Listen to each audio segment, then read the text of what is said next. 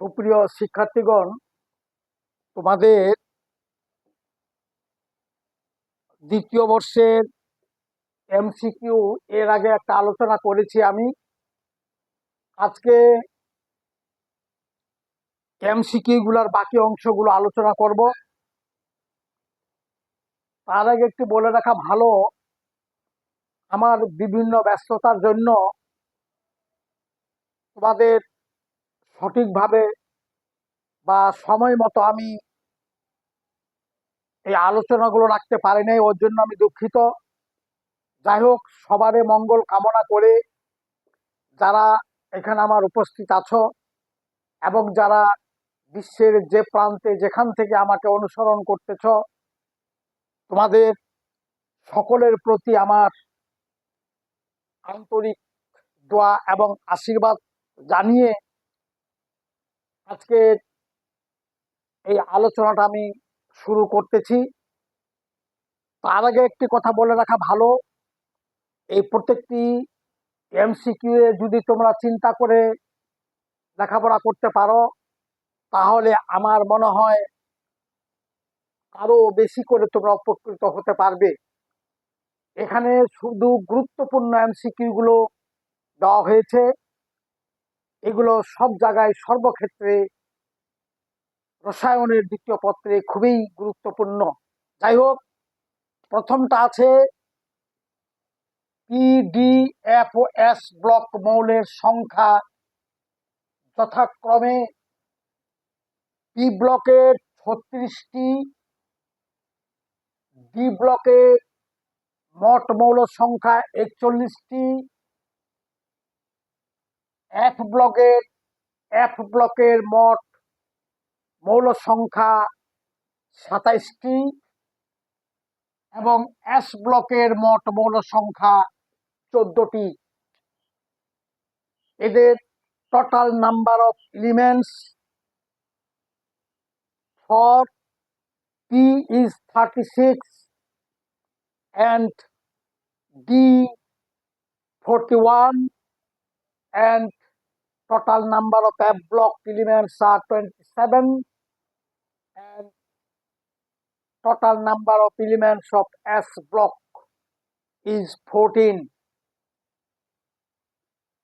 এবং 2 নম্বরটা হচ্ছে SBDF এবং S ব্লক মৌলগুলো কোন গ্রুপে এবং কোন পর্যায়ে যথাক্রমে তাদের অবস্থান।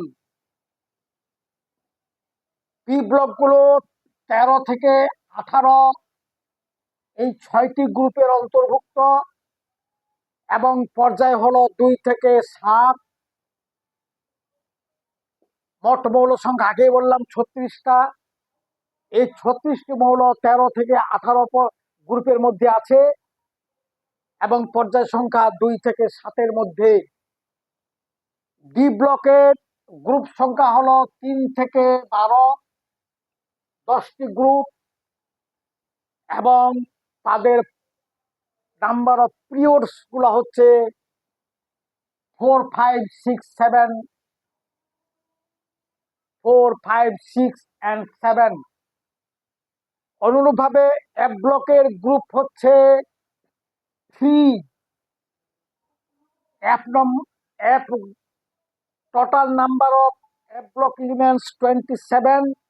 এই 27টি মৌলের গ্রুপ হইল 3, 3 এবং তাদের পর্যায় হলো 6 and 7, অর্থাৎ এফ ব্লক মৌলগুলো লিভিং ইন 3 গ্রুপস and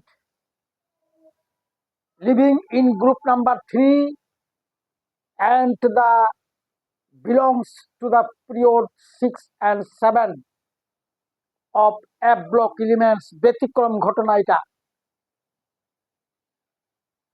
পর্যায় total number of elements modern periodic টেবিলে টোটাল নাম্বার অফ এলিমেন্টস আর 118। এবার 4 নাম্বার আয়নিক যৌগের বৈশিষ্ট্য, characteristic of ionic compounds. Ionic যৌগ গঠিত হয় ইলেকট্রন আদান প্রদানের মাধ্যমে। এর সবচেয়ে উৎকৃষ্ট উদাহরণ হলো সোডিয়াম ক্লোরাইড, একটা আয়নিক কম্পাউন্ড।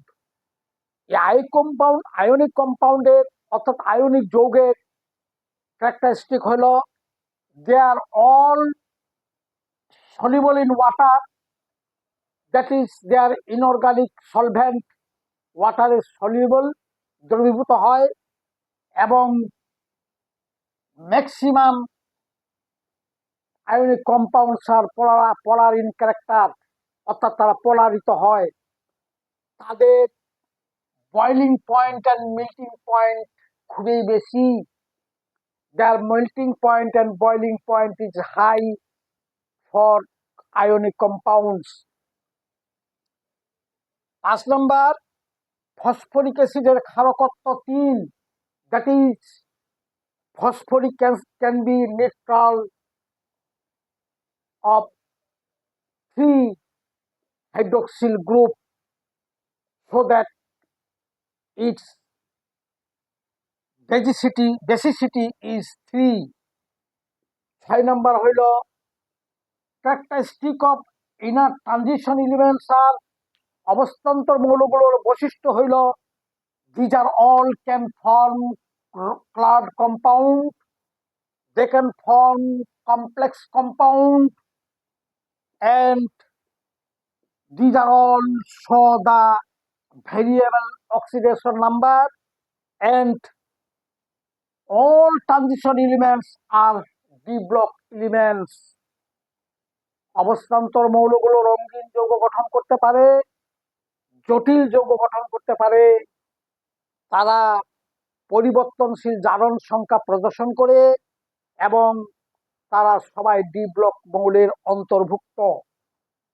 এবার পরমাণুর প্রথম শক্তি স্তরের কৌণিক ভরবেগ h/2 পাই, কারণ কৌণিক ভরবেগ হলো ns divided by 2 pi, where n is the number of shell, s is the Planck ধ্রুবক constant, n equal to 1, that is প্রথম শক্তি স্তর h/2 পাই, দ্বিতীয় শক্তি স্তরের হবে h/only পাই। খুবই ইম্পর্টেন্ট জিনিস। কৌণিক ভরবেগ অ্যাঙ্গুলার মোমেন্টাম হলো প্রথম শক্তি স্তরের h/2 pi. Ammonium oxalate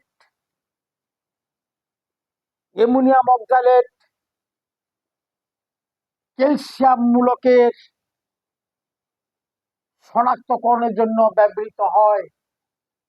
ammonium oxalate is the favorite reagent for the identification of calcium ion. Form white PPT of calcium oxalate. This PPT is dissolved in hydrochloric acid, form calcium chloride and acetic acid. That is, ammonium oxalate reagent is used for the identification of calcium ion.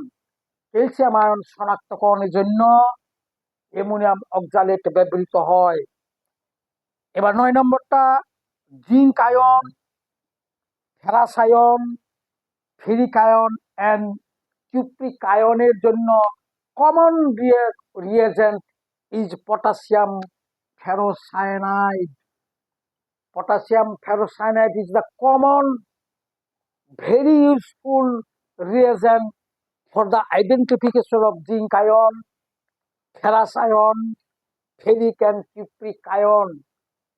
And by using potassium ferrocyanide, color will be for zinc white PPT, for ferrous light blue, and ferric for deep blue, and for copper ion is brown PPT or brown color PPT. অর্থাৎ potassium ফেরোসাইনাইড দিয়ে zinc, ferric, copper ion পরীক্ষার জন্য potassium ফেরোসাইনাইড ব্যবহার করলে জিঙ্কের জন্য সাদা পদক্ষেপ পাওয়া যাবে, ফেরাসের জন্য হালকা নীল, ফেরিকের জন্য নীল, গাঢ় নীল, অ্যান্ড কিউপ্রিক আয়নের জন্য বাদামি পদক্ষেপ পিপিটি পাওয়া যাবে। সোডিয়াম এবং 10 নম্বর সোডিয়াম আয়ন অ্যান্ড অ্যালুমিনিয়াম আয়নের জন্য best reagent is for sodium potassium pyroantimonate K2sp2sb2 and O7, that is potassium pyroantimonate is the useful reagent for the identification of sodium ion, and sodium hydroxide will be also favorite reagent for the identification of aluminium ion. Sodium ion এবং aluminium ion শনাক্তকরণের জন্য খুবই common reagent হইল potassium পাইরোঅ্যান্টিমোনেট and sodium hydroxide. 11 নম্বরটা CnH twice n plus 2, that is alkane, CnH twice and that is alkene, CnH twice n minus 2, that is alkyne। এই সমস্ত যৌগ alkane, alkyne, অ্যালকাইনের সংকরণ হইল ফর অ্যালকেন is sp3 সংকরণ, alkene sp2 সংকরণ, and alkyne will be sp hybridization। sp3 hybridization for alkane, saturated compound of hydrocarbon and carbon-carbon double bond containing compound, that is alkene, a hybridization is sp2, and carbon-carbon triple bond, that is alkyne, a hybridization will be sp। তোমাদের সকলকেই ধন্যবাদ।